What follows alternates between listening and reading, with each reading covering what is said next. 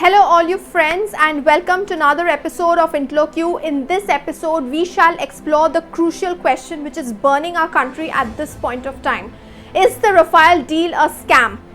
For all those of you who haven't yet subscribed to our channel yet, first please do subscribe to our channel and hit the bell icon for notifications in the future.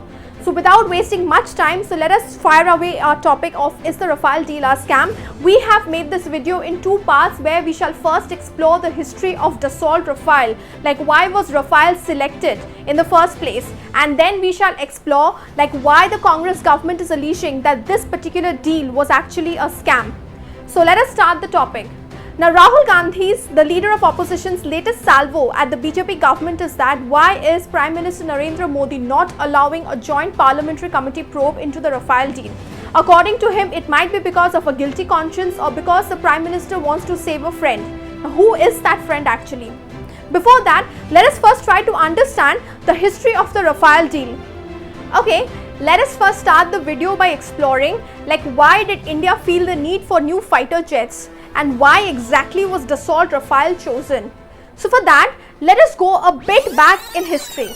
It was the year 2001, just after the Kargil war and under Shri Atal Bihari Vajpayee, that India felt the need for new fighter jets since India's MiG-21 fleet's shelf life was drawing closer and India's light combat aircraft Tejas was still years away from completion.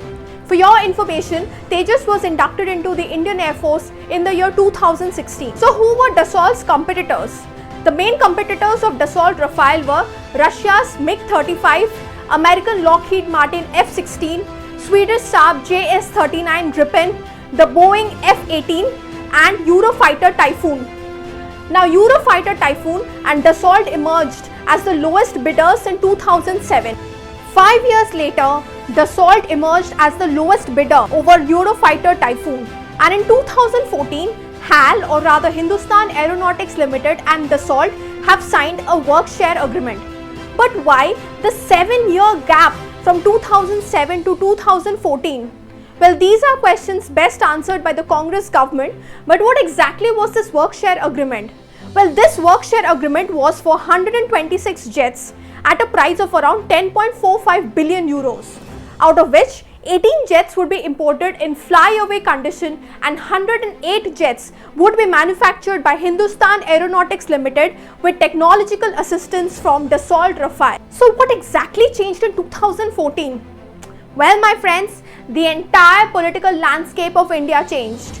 The BJP, or rather should I say the NDA, led by Shri Narendra Modi, had a thumping victory in the central elections and formed a new government at the centre.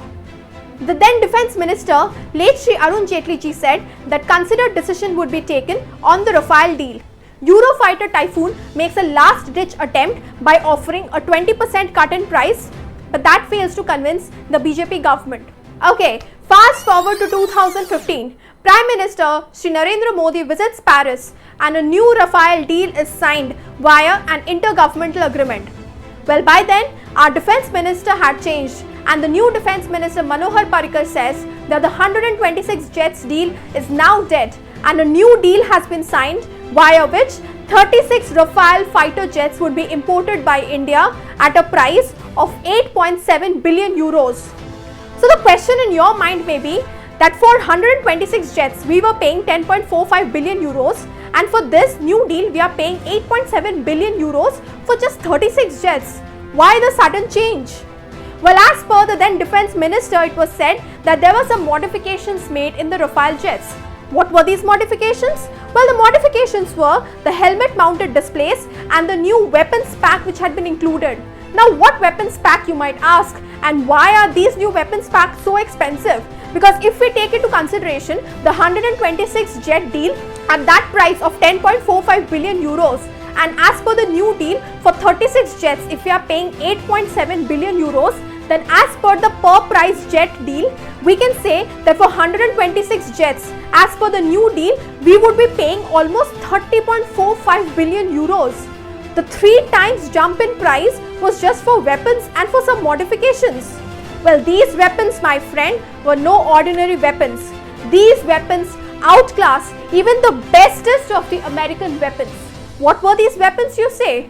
the two new missiles, the Scalp missile and the Meteor missile. Okay, the new Scalp missile for the air-to-ground attack with a range of 300 kilometers. I mean, with that kind of range, for a Balakot type airstrike, you don't even have to cross the line of control. You can just sit in India and you can launch an attack with perfect precision, and your target would be destroyed within a matter of seconds. And the next missile, the Meteor missile, with a beyond visual range of 100 to 150 kilometers. My God, can you imagine? I mean, for 100 to 150 kilometers, an air-to-air missile, these really outclass all of the missiles that we have until now. So that, according to the Modi government, was the difference in the price. But even after giving all these specifications, especially in view of a defense deal, I mean, you people have to understand, or rather the people of our country have to understand, that defense deals are not deals which are to be, meticulously explained in newspapers. These are matters pertaining to national security, especially in view of the kind of hostile neighbors that we are having. Even in that note, on 14th of November 2019, the Supreme Court had also given a clean chit to the Modi government in terms of the Rafale deal, rather in terms of the financial aspects of the Rafale deal. So we people are nobody who are questioning the decision of the Supreme Court. But then the list of allegations do not stop there. Forgot about the friend of the Modi government, which Rahul Gandhi had apparently said in Parliament, that a particular person or particular business house was actually favoured over Hindustan Aeronautics Limited, which has an experience of 70 years in manufacturing of these fighter jets. So who exactly was this friend?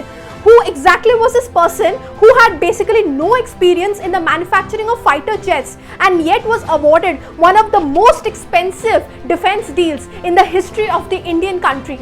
So for that, you need to watch our next video on Is the Rafale deal a scam? Hey all you guys, this has been our first part. For the second part, definitely do visit our comment section below, because we have pasted the link for the second part in the comment section. Also, you'll be finding the link given in the I button above. And thank you very much for watching, and do definitely subscribe to our channel Intl-o-Q for more such informative videos in the future, and do hit the bell icon for notifications. Thank you.